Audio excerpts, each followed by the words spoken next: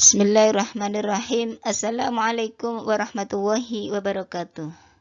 Bismillahi masya la yasuku khaira illallah. Bismillahi masya la yasrifa su'a illallah. Bismillahi masya ma kana min nikmatin faminallah. Bismillahi masya la hawla wa la quwata illa billahil aliyil azim. Segala puji bagi Allah yang telah dianugerahkan kepada kita semua,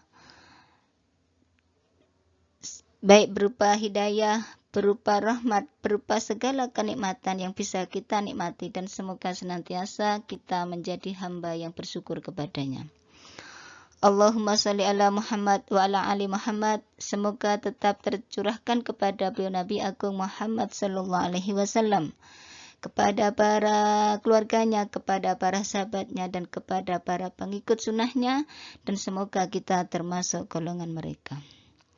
Ibu-ibu yang dirahmati Allah, alhamdulillah pada kesempatan ini saya bisa melanjutkan kajian parenting bersama ibu-ibu kembali, yang mana pada kesempatan sebelumnya saya pernah sharing bersama ibu-ibu soleha pemirsa YouTube yang dirahmati Allah terkait dengan tujuan Allah menciptakan manusia adalah untuk menjadi manusia yang beribadah kepadanya, dan itu tentu tidak otomatis apa yang diciptakan oleh Allah itu kemudian menjadi hamba-hamba yang senantiasa bersyukur, senantiasa bersujud, senantiasa beribadah kepadanya.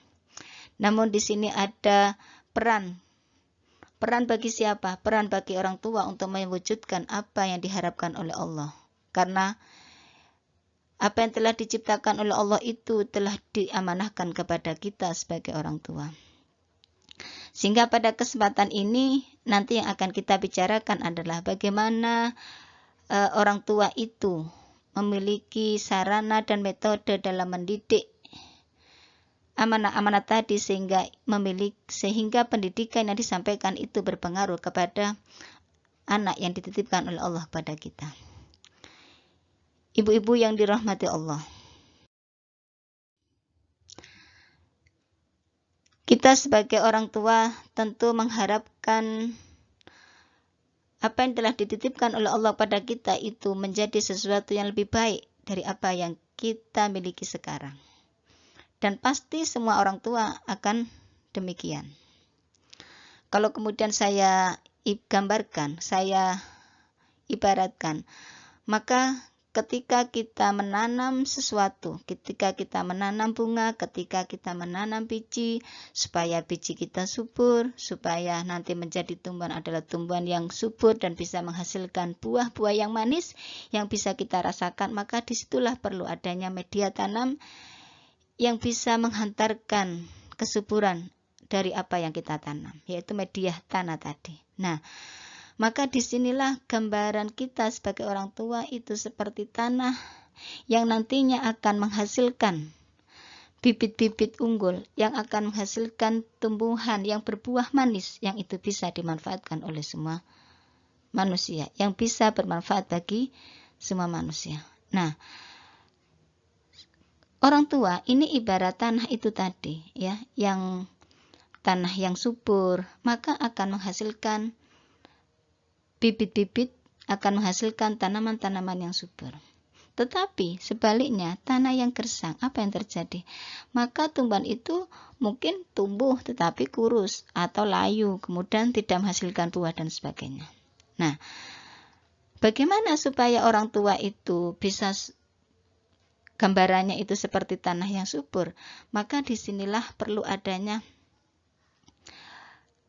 sesuatu yang diperoleh dari orang tua ini, sehingga dia menjadi media tanam yang subur, yang bisa menumbuhkan bibit-bibit tadi menjadi bibit yang bisa menumbuhkan tunas baru juga, sehingga benar-benar bisa dimanfaatkan oleh yang lainnya. Nah, dalam hal ini gambarannya adalah maka ketika kita sebagai orang tua yang itu ibaratnya sebagai media tanam, ya, maka kita harus memiliki yang namanya ketakwaan. Nah, ketakwaan inilah yang dibutuhkan sebagai orang tua untuk mengantarkan anak-anak kita supaya anak-anak kita menjadi anak-anak yang soleh. Maka yang perlu diperhatikan di sini, bagaimana kita bisa memiliki ketakwaan, kemudian bisa menghantarkan amanah-amanah yang dititipkan oleh Allah kepada kita ini menjadi hamba-hamba yang beribadah. Nah, sebelum saya sampaikan selanjutnya terkait dengan apa yang perlu dilakukan sebagai orang tua sehingga memiliki ketakwaan dan bisa menghantarkan anak-anaknya menjadi anak-anak yang soleh, maka di sini saya sampaikan bagaimana Nabi Ibrahim mendidik putranya yang bernama Ismail. Ya. Ketika beliau masih remaja, maka beliau langsung mendapatkan pendidikan dari Allah melalui malaikat Jibril, sehingga Nabi Ibrahim benar-benar menjadi anak muda yang memiliki ketakwaan yang tangguh, yang mana mereka selalu tunduk kepada perintah Allah. Kemudian yang dilakukan berikutnya, ketika beliau memilih seorang istri, ya, maka yang diutamakan adalah kesolehannya, ya, bukan kecantikan, bukan kekayaan. Nah, inilah maka perlu dilakukan oleh kita semua nanti ketika kita mendidik putra putri kita, ya, sebelum melakukan menemukan jodoh, maka yang perlu kita sampaikan adalah bagaimana ketika kita sebelum menjadi orang tua yang nantinya itu akan menjadi orang tua bagi anak-anaknya, maka yang perlu dipahami di sini adalah bagaimana kita memilih calon-calon suami, memilih calon istri, ya, sehingga itulah yang kemudian bisa mengantarkan keluarganya untuk senantiasa menjadi keluarga yang tunduk pada perintah Allah. Kemudian setelah di dalam berkeluarga, maka yang dilakukan berikutnya adalah memohon kepada Allah agar diberi anak yang soleh, ya. Jadi selain berikhtiar dengan mencari wanita yang soleh, nah kebetulan Nabi Ibrahim pada saat itu yang dinikahi selain Sarah adalah Hajar. Nah, Hajar ini siapa? Hajar ini adalah budak, ya, adalah mantan budak, kemudian menjadi pembantunya Sarah pada saat itu. Nah, tetapi karena kesolehannya maka dinikahi oleh Nabi Ibrahim sehingga lahirlah putra yang bernama Ismail. Nah, inilah yang perlu saya sampaikan tadi. Jadi Nabi Ibrahim mengutamakan kesolehan. Nah, ternyata tidak cukup di situ yang dilakukan, ya. Nabi Ibrahim juga memohon kepada Allah agar diberi anak yang soleh. Nah, ini terdapat dalam surat Al-Saffat, ya, ayat 100. Kemudian langkah berikutnya, ketika Nabi Ibrahim menjadi orang tua, maka Nabi Ibrahim menjadi teladan bagi anaknya, ya, dengan kepemimpinannya beliau menjadi pemimpin umat manusia, maka ini adalah bisa menjadi teladan bagi anaknya. Kemudian ini terdapat dalam Quran surat Al-Mumtahanah ayat 4-6. Kemudian berikutnya memilih lingkungan yang baik untuk mentalitas anak. Nah, pada saat ini yang dilakukan oleh Ibrahim, ya, ketika lahir Ismail, ya, apa yang dilakukan Ibrahim? Maka Ibrahim membawa Siti Hajar bersama anaknya itu di mana? Di Bukit Sofa, ya, di sebuah bukit, ya, yang di situ tidak ada orang, tidak ada apapun, ya, sehingga yang disampaikan oleh Hajar kepada Ibrahim itu apa? Wahai suamiku, kenapa saya akan ditinggal di sini sendirian? Kemudian kalau ini adalah perintah Allah maka aku akan taat. Begitu yang disampaikan oleh Hajar kepada Ibrahim. Kemudian Ibrahim apa jawabannya? Nabi Ibrahim menjawab, ya, ini adalah perintah Allah. Nah, setelah hal itu terjadi, maka Hajar ditinggal sendiri hanya bersama dengan Ismail, ya. Kemudian ditinggal kembali lagi ke Palestina pada saat itu Nabi Siti Hajar. Nah, inilah yang terjadi yang dilakukan oleh Nabi Ibrahim, ya, memilih lingkungan yang baik untuk mentalitas anak. Nah, namun karena itu adalah perintah Allah, apa yang terjadi? Siti Hajar tidak mengalami kekurangan, ya, sampai kemudian sekarang ini masih terus bermanfaat bagi umat manusia, yaitu yang namanya air Zam-Zam. Nah, padahal tidak mungkin di bukit yang panas, ya, itu kemudian muncul mata air. Nah, Masya Allah, kuasa Allah, ya.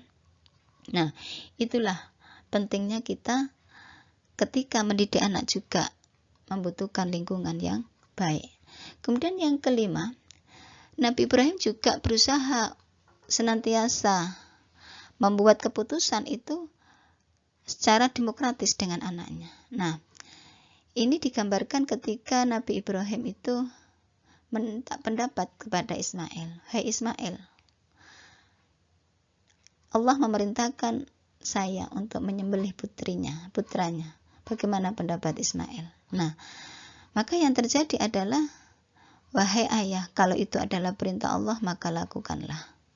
Nah, Masya Allah, jadi tidak kemudian langsung dipaksa, Ismail, sini, kamu akan aku sembelih. Nah, tidak, tetapi di situ ada dialog yang komunikatif, yang kemudian minta persetujuan, bagaimana seorang Ismail itu menerima apa yang disampaikan oleh seorang bapak.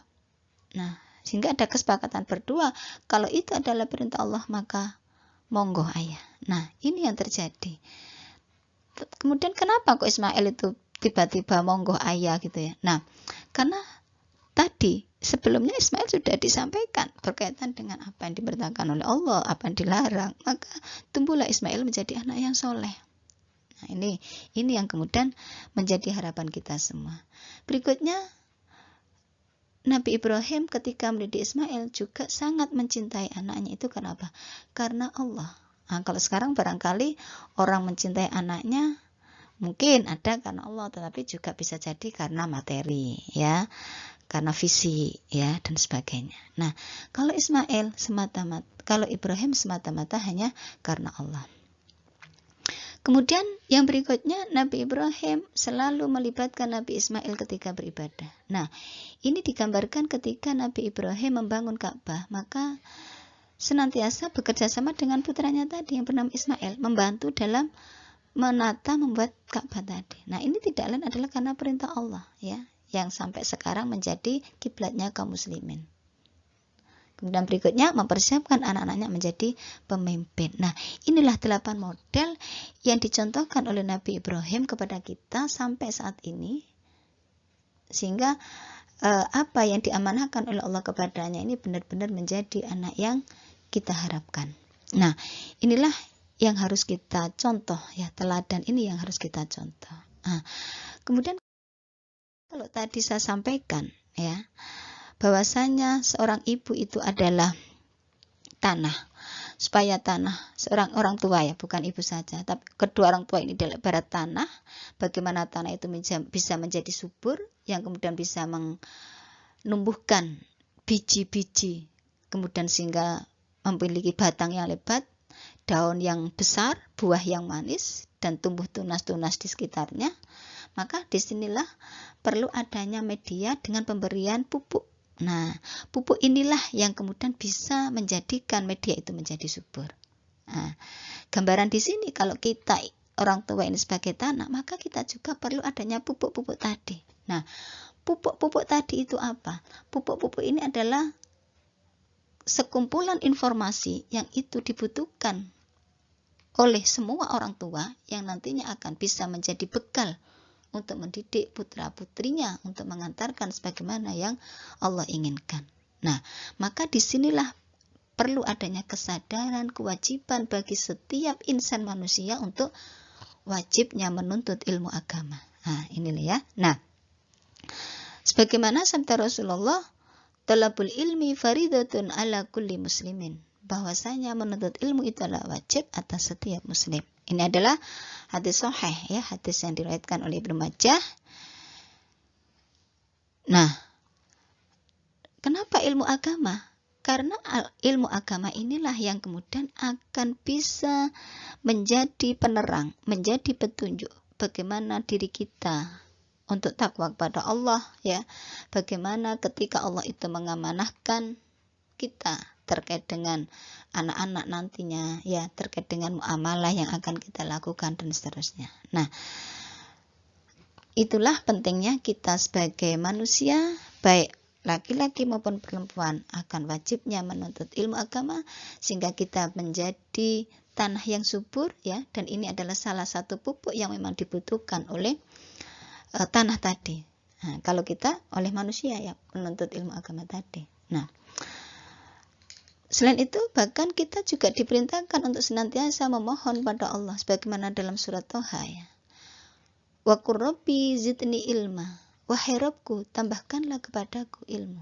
Nah, kalau kita memohon pada Allah, wa qur rabbi zidni ilma, tambahkanlah kepadaku ilmu, hanya memohon saja tapi tanpa ada ikhtiar mencari ilmu, apa kemudian ujuk-ujuk begitu Allah akan berikan ilmu, wa a'lam, ya.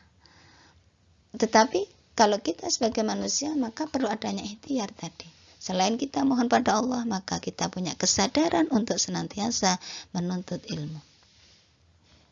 Nah, seperti yang saya sampaikan tadi, ya, ilmu yang dimaksud di sini adalah ilmu tentang agama, ya. Ilmu tentang akidah, ilmu tentang syariah. Ilmu akidah itu apa? Ilmu yang berkaitan dengan keyakinan, ilmu yang berkaitan dengan ketauhidan. Siapa yang perlu kita sembah, siapa yang perlu kita ibadahi, sehingga itu benar-benar sehingga itu benar-benar tidak mengalami kekeliruan, gitu ya, apa yang akan kita lakukan. Kemudian tentang syariah. Nah, ini berkaitan dengan semua hal muamalah, semua perkara yang kita butuhkan sebagai hamba yang diciptakan oleh Allah di muka bumi, maka perlu adanya syariah, perlu adanya aturan tadi. Sehingga disinilah pentingnya kita mempelajari ilmu syariah itu. Nah, berikutnya, ketika kita sudah memiliki ilmu yang banyak tadi terkait dengan ilmu agama, maka secara tidak langsung ketika kita membentuk keluarga, itu sebagaimana dilakukan oleh Nabi Ibrahim tadi, yaitu memilih calon suami, memilih calon istri yang soleh. Akhirnya apa yang didapat? Ketika kita memiliki suami yang soleh, istri yang soleh, maka akan terbentuklah namanya keluarga yang sakinah. Nah, disinilah adanya keluarga yang sakinah, yang harmonis, yang nantinya bisa menjadi wahana, bisa menjadi sarana, ya, untuk mengantarkan amanah-amanah itu menjadi amanah-amanah yang sesuai dengan yang Allah inginkan. Sebagaimana dalam surat Ar-Rum ayat 21, A'udzu billahi minasyaitonir rajim. Bismillahirrahmanirrahim. Wa min ayatihi an khalaqalakum min anfusikum azwajan litaskunu ilaiha wa ja'ala bainakum mawaddatan wa rahmah. Inna fi dzalika laayatin liqaumin yatafakkarun. Dan di antara tanda-tanda kekuasaannya ialah Dia menciptakan untukmu istri-istri dari jenismu sendiri, supaya kamu cenderung dan merasa tentram kepadanya, dan dijadikannya di antara rasa kasih dan sayang. Sesungguhnya pada yang demikian itu benar-benar terdapat tanda-tanda bagi kaum yang berfikir. Ibu-ibu yang dirahmati Allah,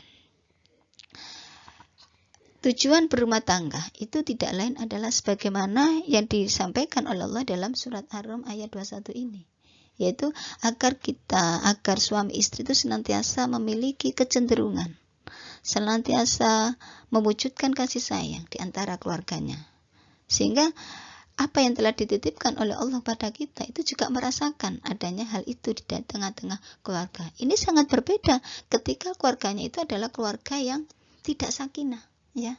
Sering terjadi percecokan antara suami istri, bahkan rasa cinta, rasa kasih sayang pudar dan seterusnya. Maka apa yang terjadi? Semua yang ada di keluarga, tidak hanya suami istri, tapi ketika di situ juga ada anak-anak, juga merasakan kegalauan, sehingga kacau, gitu ya.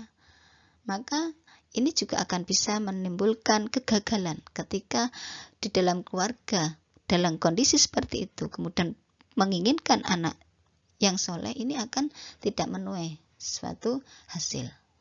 Berbeda dengan statement yang pertama tadi, dengan keluarga yang sakinah. Ibu-ibu yang dirahmati Allah, Selain keberadaan keluarga yang sakinah, maka disinilah juga ketika anak itu kan tidak mungkin hanya berada dalam tengah keluarga. Anak itu mesti akan berada di dalam sebuah lingkungan di luar keluarga. Begitu juga orang tua, ya. Sehingga maka inilah perlu adanya masyarakat, tatanan suatu negara yang itu bisa benar-benar bisa menghantarkan keluarga-keluarga yang ada di masyarakat itu menjadi keluarga yang sakinah, ya. Sehingga nanti akan bisa itu menumbuhkan generasi-generasi robbani, generasi-generasi yang memang Allah harapkan. Nah, inilah maka perlu adanya sistem kehidupan yang baik. Nah, sistem kehidupan yang baik itu seperti apa? Yaitu sistem kehidupan Islam yang dibangun sebagaimana yang dulu Rasulullah contohkan, ya. Yang pada saat itu ketika di Mekah, ya, Rasulullah tidak berhasil bagaimana membentuk tatanan masyarakat di Mekah. Maka ketika masyarakat Madinah menerima dakwah disampaikan oleh Mus'ab pada saat itu, kemudian sampai sekian persen gitu ya, penduduk Madinah menerima apa yang dibawa oleh Mus'ab, kemudian hijrahlah sebagian sahabat dan diikuti oleh Rasulullah, yang sampai pada akhirnya Rasulullah mampu mendirikan tatanan kehidupan Islam di negeri itu. Apa yang terjadi? Maka setelah itu masyarakat Madinah sukses mencetak kader-kader terbaik penerus para sahabat, ya. Nah, apa yang terjadi di dalam sistem kehidupan itu? Yang terjadi dalam sistem kehidupan itu tidak lain adalah menerapkan Islam secara kafah, baik dalam bidang politik, dalam bidang ekonomi, dalam bidang pendidikan, dalam bidang sosial, dalam bidang kesehatan, dan yang lainnya. Dan inilah yang nantinya akan mendukung, ya, semua yang akan diinginkan oleh umat manusia. Kenapa? Karena merasakan adanya kesejahteraan, merasakan adanya kedamaian, ya, sehingga tidak ada kesulitan, ya, tidak ada penghalang, tidak ada hambatan. Bagaimana keluarga itu mengantarkan generasi-generasinya untuk menjadi generasi-generasi sebagaimana yang Allah inginkan. Kenapa? Karena dalam pendidikan saja itu dijamin gratis. Jadi tidak ada orang tua susah mencari nafkah, bingung mencari sekolah yang baik. Tidak. Tetapi karena ini standarnya adalah standar Islam, ya, maka disitulah, ya, disitulah ada kemudahan bagi orang tua untuk menyekolahkan anaknya di mana saja tanpa biaya yang besar, ya. Nah, didukung dengan keluarga yang sakinah, ya, dan lingkungan masyarakat yang memadai, mumpuni. Nah, inilah maka tercetaklah, ya, kader-kader terbaik para sahabat sekaligus penerus para sahabat dan tabi'ut tabi'in. Dan akhirnya sampailah ke kita warisan ilmu-ilmu itu, ya. Nah, ini ibu-ibu yang dirahmati Allah. Jadi kalau bisa saya simpulkan, wahana dan metode seperti apa yang harus dilakukan oleh orang tua sehingga bisa menumbuhkan kader-kader tadi, maka disitulah penting adanya kesadaran bagi orang tua untuk thalabul ilmi. Sehingga ketika sudah thalabul ilmi, maka otomatis, nah, thalabul ilmi tidak hanya setelah berkeluarga gitu, tapi ketika anak-anak, ketika remaja, ini sudah ditumbuhkan betul, ya, kewajiban untuk ilmu agama ini. Sehingga disitulah ketika mau memilih calon suami, memilih istri itu istri yang soleh, istri yang sebagaimana digambarkan oleh Rasulullah. Kemudian berikutnya membentuk keluarga sakinah, dan nantinya secara tidak langsung, ya, ketika didukung dengan lingkungan yang baik, maka disitulah akan dapat ada kemudahan bagi kita untuk menghantarkan sebagaimana yang Allah inginkan. Nah, sehingga yang perlu kita garis bawahi di sini, selain adanya peran bagi orang tua, maka juga ada peran besar bagi negara untuk menciptakan sistem kehidupan sebagaimana yang Rasulullah contohkan, yang pada akhirnya akan memudahkan umat manusia untuk menjalankan apa yang diinginkan oleh Allah dan Rasul-Nya. Ibu-ibu yang dirahmati Allah, mungkin demikian yang dapat saya sampaikan. Kurang lebihnya saya mohon maaf. Wabillahi taufiq wal hidayah. Wassalamualaikum warahmatullahi wabarakatuh.